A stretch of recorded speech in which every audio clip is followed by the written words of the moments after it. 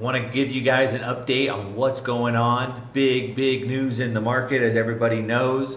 The long anticipated wait of Bitcoin futures. It was a really big day. Now, you may wonder why it was such a big day. And the reason why I'm saying that is because, Bitcoin has gone from pennies to $19,000. Obviously, lots of big days, right? We've made lots of money, lots of days where there's been lots of money made. But the reason why I say this is maybe the biggest day in the history of Bitcoin is because it was the day that Wall Street finally got into Bitcoin. Now, as you guys have been watching me for a while, I've been talking about it's coming.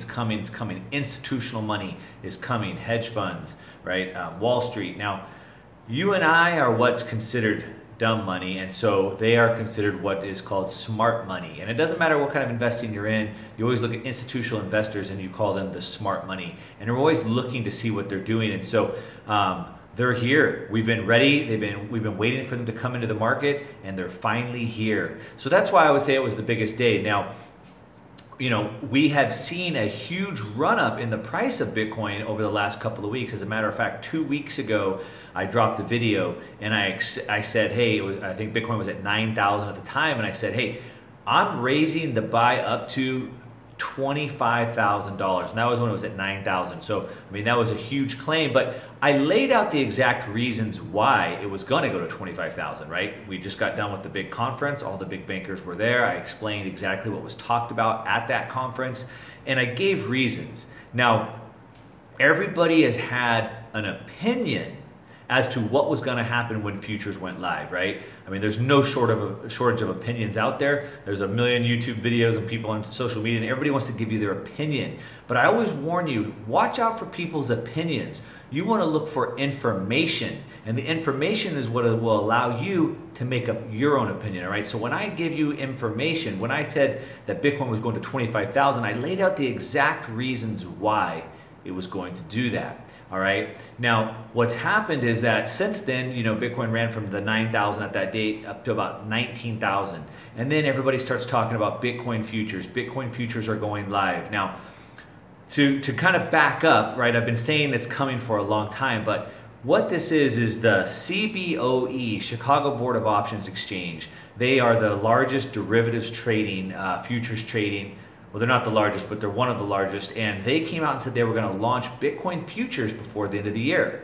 And then, not to be outdone, the CME, Chicago Mercantile Exchange, came out and said that they were also going to do it. Now, they are the largest derivative trading platform in the world. And so they said they're going to do it by the end of the year. So then it was kind of a race. Well, who was going to do it first? So the CME set a date for December 18th. And then CBOE said, well, we're going to do it on December 10th, which was yesterday. All right, so it was kind of a race. And what happened is markets do not respond well to uncertainty. So there's a lot of terminology that we use in cryptocurrency space. And one of them you hear all the time is FOMO, fear of missing out, right? So we talk about that. Another one that we talk about is FUD. So FUD is fear, uncertainty, and doubt. And so when people are uncertain of what's going to happen in the future, they get scared. And so it drove the price of Bitcoin from about 19,000 all the way back down to 14,000. Everybody was afraid of what was going to happen. And again, there was no shortage of opinions out there. We had people on TV saying that as soon as Bitcoin's futures launch, everyone's going to short the heck out of the market and it's going to crush it, drive the price down. You had other people saying that it was going to increase the price. So there was two sides to the equation, two sides of the coin, and who was right? Everybody had an opinion. Now, the one thing that I would say is, right, I'm looking for facts. So one thing that I did is I went back and studied what's happened with other futures. So futures is nothing new, right? We trade futures on gold, on oil, on wheat. You name it, we're doing futures trading on that. And so I went back and I looked at when they did futures trading on gold and silver and platinum. And that was in about 1975 when they first launched that. And when they started doing futures trading on those three commodities, and so Bitcoin is considered like gold, and that's why I looked at those. For the first couple of years after they launched the futures, the prices actually went up. up. So from that perspective, from a factual standpoint, I had a pretty good feeling that prices would be going up. Also from a fundamental basis, as I gave reasons on the previous video a couple weeks ago, there's so much money coming into this space right now that it's going to be almost impossible to keep the price down with as much volume as we have coming in. But you know what the problem is that these regular financial people, they don't get Bitcoin. They don't get it. They're looking at it through the old lens. They're using their old tools to evaluate it, and that's why they don't get it. It has no backing. It has no intrinsic value. It's because they're looking at it the wrong way. So I want to give you an example of what that is. So most of you guys probably know who Jim Cramer is. He's on CNBC, and I'm going to call him out right now. Okay, he put out his monologue on his TV show on CNBC, and he said that as soon as Bitcoin futures came out, it was going to be crushed. The price would be crushed. I wrote this down, so I'm going to look at my notes here. So he said, they've been waiting to short it to you. I think the short selling is just going to annihilate people when they start trading it. Okay, that's what Jim Cramer said. But here's also what he said, and I'm going to explain to you why he doesn't get this. So what he said is, I'm going to tell you why. First of all, no one knows who created it. Really? I think everybody that invests in Bitcoin knows who created it. Satoshi Nakamoto, right? We all know that. Second, he said, no one knows how much the creator reserved or took. Okay, well, we actually do, because all the audits, all the blockchain addresses are able to be audited. So we've seen exactly that, right? Blockchain is transparent. Third, he said, there's virtually no transparency in the underlying system, none whatsoever. Okay, well, actually, Bitcoin blockchain is probably the most transparent, maybe the definition of transparent. As a matter of fact, the code is open source for anyone to look at. And second of all, anyone can look at all the blockchain addresses to see exactly how much is there and who it's being transferred to. People think it's all anonymous and it's funding terrorism, but the truth is, it's not. You can see Bitcoin move from address to address. He just doesn't know what he's talking about. He said, fourth, there is no government backing it. Obviously, there are no underlying assets, that's what we hear all the time, and there is no military support for the Bitcoin system, unlike legitimate currencies. But that's the point. That's exactly why we like Bitcoin. So he's using that as a negative, but that's why people are attracted to it. Then he said, despite the allegiance to its buyers swear to blockchain as a secure way to transact, it is software, and the one thing we know about software is it can be hacked. Okay? Well, Bitcoin's already proven that it can't be hacked. It's already proven to be the most secure network in existence today. JP Morgan got hacked. Equifax just got hacked, the largest breach in history. The CIA was hacked. The NSA was hacked, and when they hacked the NSA, they stole the NSA's hacking software. But Bitcoin is proven to be the most secure network in the world. So I just want to use that as an example that Jim Cramer and the rest of the financial media have no idea what they're talking about. They don't get it because they're looking at it through the old system, okay? So anyway, everyone has their positions. The mainstream are getting it wrong. I gave you what futures has done to the old gold and now what it's doing to the new gold. So anyway, the market had suffered some volatility. The prices dropped from 19,000 to 14,000. There was uncertainty, fear, uncertainty, and doubt. Nobody knew what would happen. Well, guess what? It launched yesterday and it was pretty much eventless. As a matter of fact, what's happening is that they limit the amount of derivatives they're actually able to do right now. So the amount of impact is very, very small. And as you've seen today, the price bumped from about 15 back up to about, 17.5 where it's at right now. So I want to take this time and I want to explain to you what this is. So I've explained to you what it means, what it did to the price, the facts behind it. But do you even know what futures or derivatives trading is? So what this is it's betting on Bitcoin. It's not investing in Bitcoin. They're not buying Bitcoin. They're not investing in Bitcoin. They're betting on it. They're betting on whether the price will go up or down. That's it. I mean, it's kind of ridiculous. It's actually kind of crazy it's even legal. It's like going to Vegas. They're betting whether the price goes up or the price goes down. So what happens is the futures market will set a futures date. So they'll say, for example, to use easy numbers, let's say Bitcoin was 10,000, and they'll say, okay, by January, in 3 months from now, we say that Bitcoin will be 13,000. And then I can either bet with that and say, yes, I believe it'll be above 13,000, or I can say, no, I believe it'll be under 13,000. All right, and that would be shorting it. So I can bet on the future or I can short that market. All right, and they set the futures for January at about 16.5. It was like 15 yesterday, and they set the future for like 16.5. We've already blown past it. We've already blown over $1,000 over. Everyone that put a short on it yesterday got wiped out. That's how little they know about what's going on here.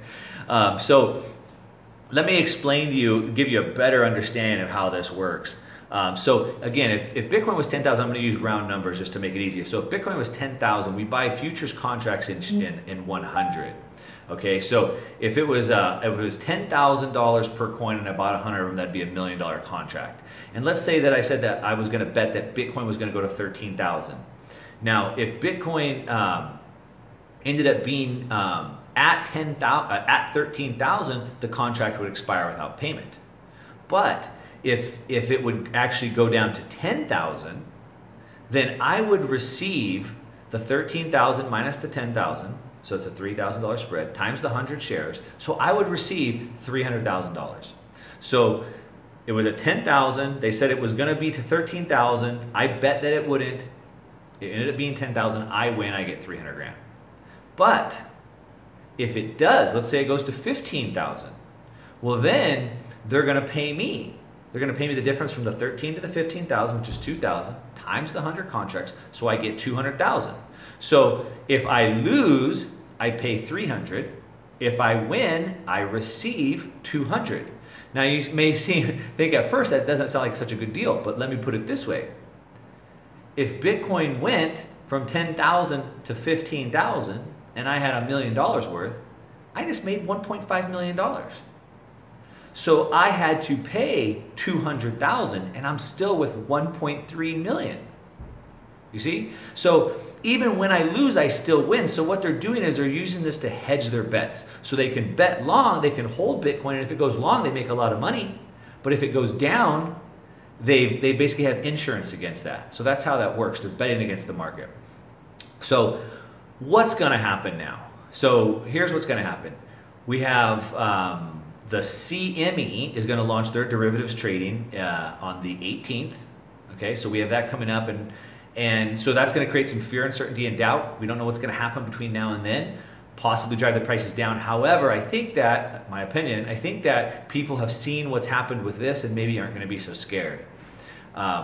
But I can't tell the future. I wish I could have a crystal ball and make it so much easier. What I do is I look for signs and I read the signs. So here's the 3 signs that I'm going to be looking for, and you can be looking for these as well.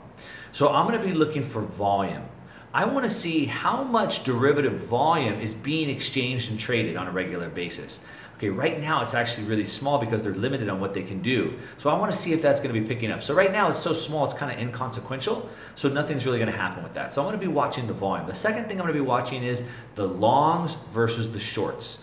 Okay, and this is no different. We've been doing it forever in oil and gold and wheat, like I said. So you want to look at how many people are going long and how many people are going short. And that gives us an idea of where people are. It's kind of like odds in Vegas, right? So we're going to keep track of the net longs versus the net shorts, okay? And you can do that too. The third thing that I'm going to be watching is I'm going to be watching the shape of the futures curve. So what happens is we're buying these contracts today and then they start maturing, right? So it's a 3-month contract, and so, you know, watch it in a month, watch it in 2 months, and we'll start to watch the curve of how that affects. So those are the 3 things. We're going to be watching those signs, and that's going to tell us what's happening. But it doesn't really help us predict. It just tells us what's going on and it allows us to make moves in real time as that happens. So, so that's the big thing. Futures came. It kind of came without much to do. Happened yesterday. The price shot up like crazy, right, from 14.15 to about 18 today. But also the altcoins are rallying like crazy. Litecoin 200. Now, if you got in, was it last month? I said you got to buy Litecoin. It was at 60 bucks. I really pounded the table on that. Sent that out to the readers. They got it at 60 bucks. Everyone's up to 200 right now. So hopefully they're good on that. Ethereum, I pounded the table about a month ago, and I think it was about 350. And Ethereum has been a sleeper, and everyone's gotten really bored of Ethereum because it doesn't do much. Well, it's gotten 5,000% just this year, actually outperformed Bitcoin this year, but people think if it doesn't move in 60 days, it's boring. And I said, look, guys, buy into Bitcoin. Ethereum. It's going to take off. That was at 350. It just passed 518 today, and I think it's on its way to 600, maybe 650. Litecoin, Bitcoin. Anyway, most of our coins are up by double digits right now, so we're doing really, really good. But don't get too excited because we know the market's volatile. It's probably going to correct by 30% in the near future anyway. But pay attention to the picks as I'm giving them out. Make sure you get into those positions at that time because prices move up super fast. But that's the update. Stay tuned. I'm going to be doing a lot more Facebook Lives. Keep you guys up to date. Hope you enjoyed it and to your success.